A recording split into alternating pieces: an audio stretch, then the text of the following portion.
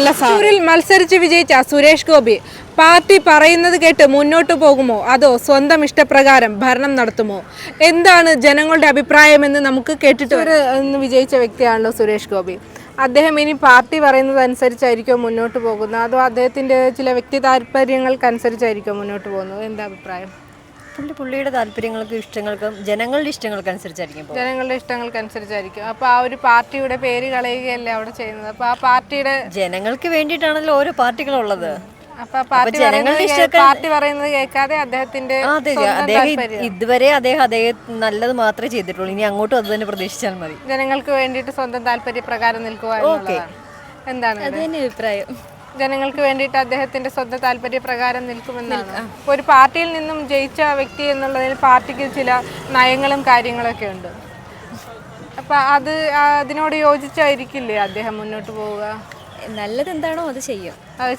അങ്ങനെയാണ് ആ ഒരു വ്യക്തിയിൽ നിന്നും നമുക്ക് കണ്ടും കേട്ടും പ്രതീക്ഷിക്കുന്നത്. തീർച്ചയായിട്ടും അങ്ങനെ തന്നെ ആയിരിക്കുമെന്ന് വിചാരിക്കുന്നു.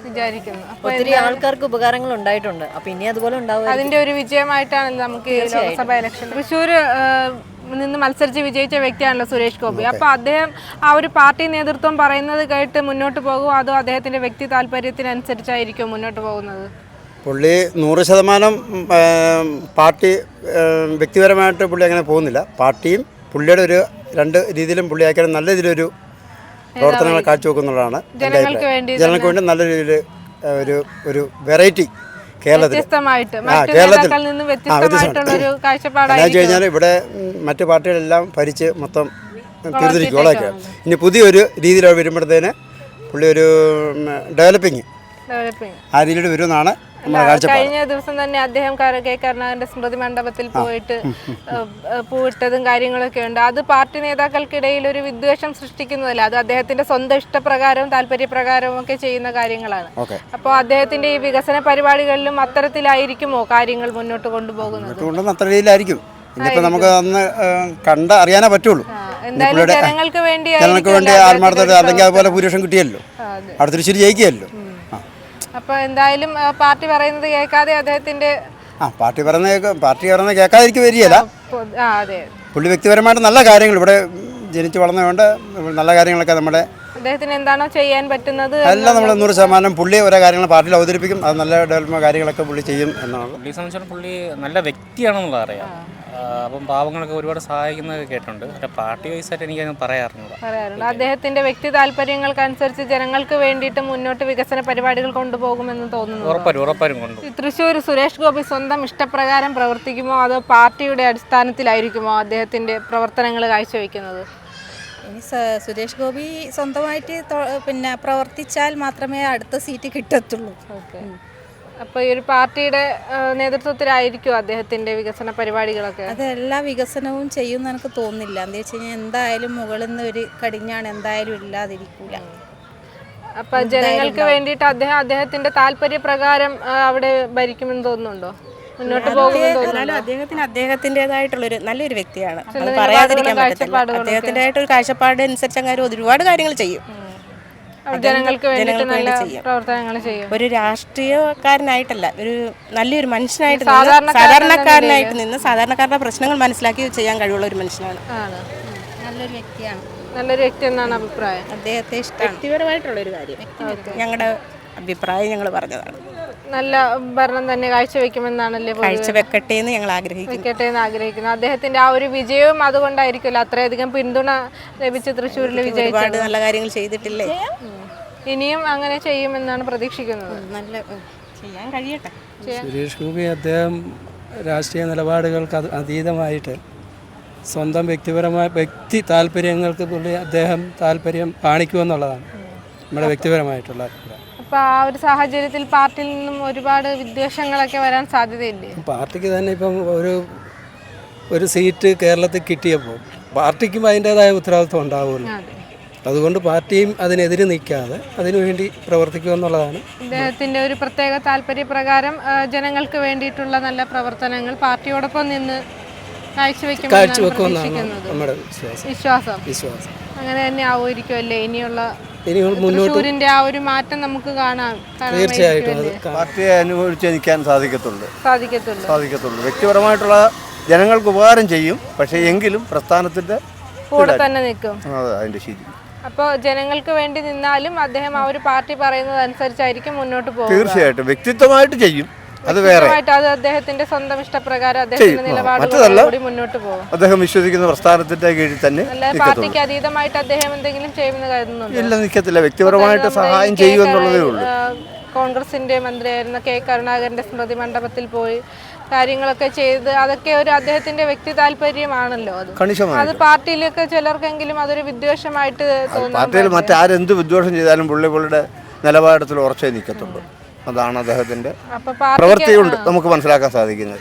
അപ്പൊ അദ്ദേഹം നല്ലൊരു നേതാവായി നല്ലൊരു ഭരണം ആ ഒരു തൃശ്ശൂർ അദ്ദേഹം നല്ല നേതാവായതുകൊണ്ടാണല്ലോ അവിടെ സീറ്റ് കിട്ടിയത്. ഇത്രയധികം അൻപിച്ച ഭൂരിപക്ഷത്തോടു കൂടി തൃശ്ശൂർ ജയിക്കാൻ കഴിഞ്ഞത് അദ്ദേഹത്തിന്റെ ആ ഒരു കണിശമായിട്ട് അദ്ദേഹത്തിന്റെ നന്മ പ്രവൃത്തികൾ കൊണ്ട് തന്നെയാണ്. അപ്പൊ ഇനിയും അങ്ങനെ തന്നെ അദ്ദേഹം മുന്നോട്ട് പോകുമെന്നാണ് പ്രതീക്ഷിക്കുന്നതല്ലേ? അതെ, കണിശമായിട്ട് അദ്ദേഹത്തിന്റെ ഒരു കാഴ്ചപ്പാട് അദ്ദേഹത്തിന്റെ സ്വന്തം നിലപാടുകളാണ്. കാരണം ഈ കോൺഗ്രസ് നേതാവിന്റെ സ്മൃതി മണ്ഡപത്തിൽ അല്ല അദ്ദേഹത്തിന്റെ സ്വന്തം ഇഷ്ടപ്രകാരം സംസ്കാരത്തിന്റെ ഭാഗമാണ്. അതെ അതെ, ഈ രാജ്യത്തെ അല്ല ഈ സംസ്ഥാനത്തെ ഒരു മുതിർന്ന നേതാവ് അത് രാഷ്ട്രീയം നോക്കിയല്ല, ഒരു സംസ്കാരത്തിന്റെ ഭാഗമായിട്ട് അദ്ദേഹം അവിടെ പോയെന്നേ ഉള്ളൂ. അത് രാഷ്ട്രീയ നിലപാടോ വ്യക്തി നിലപാടോ അല്ല. ആ കേരള സംസ്കാരത്തെ അല്ലെങ്കിൽ അദ്ദേഹം വളർന്നു വന്ന ആ സംസ്കാരത്തിന്റെ ഭാഗമായിട്ട് മുതിർന്ന നേതാവിന്റെ വീട് വരെ പോയി എന്നുള്ളതിനപ്പുറം മറ്റുള്ള രീതി കാണുന്ന നമുക്കാണ് കാഴ്ചപ്പാട് തെറ്റുന്നത്. മറ്റു നേതാക്കന്മാര് ആരും വിമർശിച്ചില്ലല്ലോ. അല്ല ഒരു ഞാൻ പറയാം, ഇപ്പൊ കേരളത്തില് അദ്ദേഹം പ്രദാനം ചെയ്യുന്ന രാഷ്ട്രീയ പാർട്ടിയിലെ ഒരു നേതാക്കന്മാരും വിമർശിച്ചിട്ടില്ല പോയതിനെ കുറിച്ച്. ഉണ്ടോ? വരണമെങ്കിൽ ഇപ്പൊ സമയം കഴിഞ്ഞില്ലേ? ഇതുവരെ വന്നിട്ടില്ലല്ലോ. പിന്നെ നമ്മൾ വരുന്നാലും ചിന്തിക്കുന്നത് ഇതുവരെ അദ്ദേഹം പ്രദാനം ചെയ്യുന്ന ഒരു രാഷ്ട്രീയ പാർട്ടിയിൽ നിന്ന് അങ്ങനെ ഒരു നിലപാട് വന്നിട്ടില്ല. അദ്ദേഹം ചെയ്ത ഒരു സംസ്കാരത്തിന്റെ ഭാഗം, അദ്ദേഹം ജനിച്ചു വളർന്ന നാട്ടിലെ അല്ലെങ്കിൽ അദ്ദേഹം ജീവിച്ചു വിടുന്ന സംസ്ഥാനത്തെ മുതിർന്ന ഭരണാധികാരികൾ ജീവിച്ചിരുന്ന കാലഘട്ടത്തിൽ അവരെ ഒന്ന് സ്മരിച്ചെന്ന് നമ്മൾ കരുതിയാൽ മതി. അതൊരു രാഷ്ട്രീയ കാഴ്ചപ്പാടായിട്ട് കാണുന്ന നമുക്കാണ് ദോഷം. അദ്ദേഹത്തിന്റെ ആ ഒരു നല്ല പ്രവൃത്തിയായിട്ടാണ് നമുക്ക് കാണാൻ. തീർച്ചയായിട്ടും അദ്ദേഹത്തിന്റെ സംസ്കാരം, ഞാൻ പറഞ്ഞില്ല, അദ്ദേഹം വളർന്ന സംസ്കാരത്തിന്റെ ഭാഗമായിട്ട് തന്നെ അതിനെ കണ്ടെച്ചാൽ മതി. കാര്യം അതുകൊണ്ട് തന്നെയല്ലേ അദ്ദേഹം പ്രധാന രാഷ്ട്രീയ പാർട്ടികൾ ആരും നേതാക്കന്മാരും വിമർശിക്കാത്തത്. അപ്പോൾ ഇനിയുള്ള മുന്നോട്ടുള്ള അദ്ദേഹത്തിൻ്റെ ഓരോ പരിപാടികളും ഈ തൃശ്ശൂരിന് വേണ്ടിയിട്ടുള്ള ഒരു വികസന പരിപാടികളെല്ലാം അദ്ദേഹത്തിൻ്റെ സ്വന്തം ഒരു ഇഷ്ടവും ഒരു കാഴ്ചപ്പാടും പ്രകാരമായിരിക്കുമോ, അല്ലെങ്കിൽ ഒരു നമ്മൾ സാധാരണ ഒരു കാര്യം എന്ന് വെച്ചാൽ ആ സംസ്ഥാനത്തിലെ ആ മണ്ഡലത്തിലെ ജനങ്ങൾക്ക് വേണ്ട അത്യാവശ്യമായിട്ട് എന്താണോ അത് അദ്ദേഹം പ്രദാനം ചെയ്യുന്നത് മന്ത്രിസഭയെ അറിയിക്കുകയാണ്. അവിടെ നിന്നാണ് അതിന് വേണ്ടത് ഫണ്ടുകൾ മേടിച്ച് ചെയ്യുന്നത്.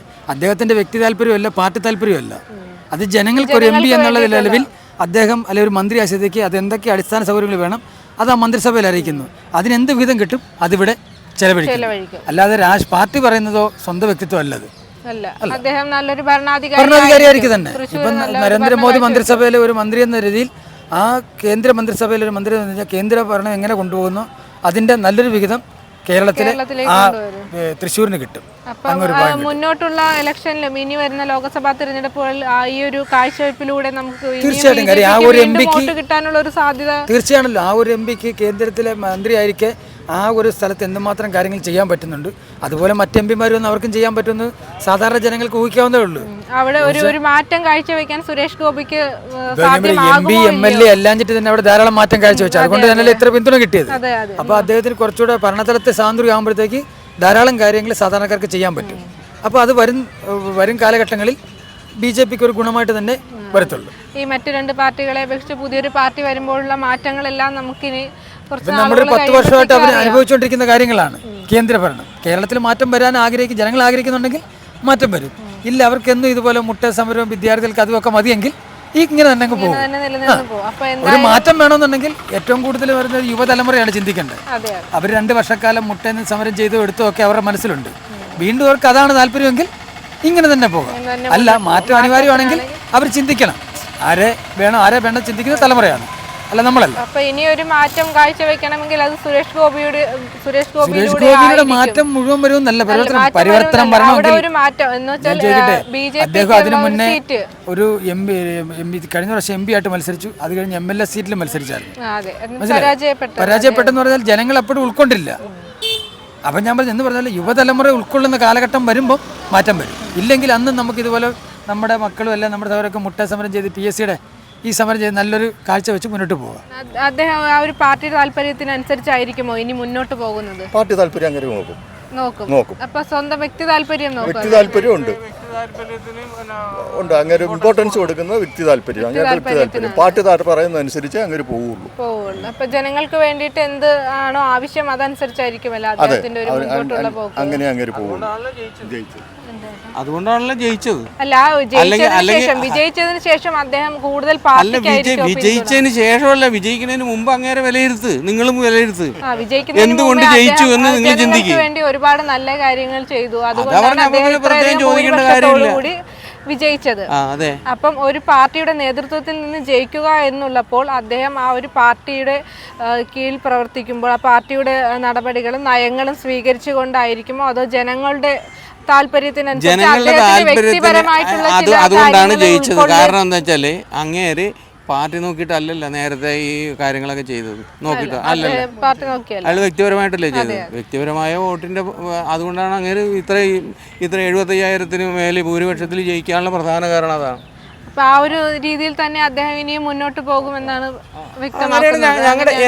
ഞങ്ങളുടെയൊക്കെ അഭിപ്രായം. പിന്നെ ഇതൊന്നും അല്ലാത്ത സമയത്ത് അട്ടപ്പാടിയിൽ 10 കോളനിക്കകത്ത് അങ്ങനെ കംപ്ലീറ്റ് ബാത്റൂമും എല്ലാം ഉണ്ടാക്കി കൊടുത്തില്ലേ? ആരുടെയെങ്കിലും അല്ലെങ്കിൽ എന്തെങ്കിലും പ്രതീക്ഷിച്ചുകൊണ്ടാണ്? ആ ഒരു മനുഷ്യൻ അങ്ങനെയാണ്. അദ്ദേഹത്തിന്റെ ആ ഒരു വ്യക്തിത്വം ഇത്രയധികം ജനങ്ങൾ അദ്ദേഹത്തെ പിന്തുണച്ചത്. എന്തായാലും മുന്നോട്ടുള്ള കാര്യങ്ങൾ നമുക്ക് ഇനിയും കാണാം. അങ്ങനെ നല്ലത് ചെയ്യൂ. BJP-ക്കാരുടെ വോട്ട് മാത്രം കിട്ടിയിട്ടല്ല അങ്ങേര് ജയിച്ചത്. ഇവിടെ ഇടതുപക്ഷത്തിന്റെയും UDF-ന്റെയും അതല്ലാത്തവരുടെയും ഉണ്ട്. പിന്നെ ഇതിനകത്ത് ഏറ്റവും പ്രധാനമായ ഒരു കാരണം ഇതിനകത്ത് ഒന്നിലും പെടാത്ത നിഷ്പക്ഷമതികളായ കുറേ വോട്ടേഴ്സ് ഉണ്ട്. മനസ്സിലായോ? ഞങ്ങൾക്ക് ഒരു പാർട്ടിയില്ല. നല്ലത് കണ്ടാൽ നല്ലതെന്ന് പറയും, തെമ്മടിത്തരം കണ്ടാൽ ചീത്തയും പറയും. അത് ഒരു പാർട്ടിയുടെ പശ്ചാത്തലം നോക്കാതെ ഞങ്ങൾക്ക് പാർട്ടിയില്ല. ഞങ്ങൾ രാജീവ് ചന്ദ്രശേഖരനാണ് കഴിഞ്ഞ പ്രാവശ്യം വോട്ട് ചെയ്തത്. കഴിഞ്ഞ പ്രാവശ്യം ഞങ്ങൾ തരൂരാണ് വോട്ട് ചെയ്തത്. പിന്നെ രാജഗോപാലിന് വോട്ട് ചെയ്തിട്ടുണ്ട്. ഈ പ്രാവശ്യം നിയമസഭയ്ക്ക് ഇങ്ങാർക്കാണ് വോട്ട് ചെയ്തത്. എന്താണ് അങ്ങനെയുള്ള പേര്? എന്താണ്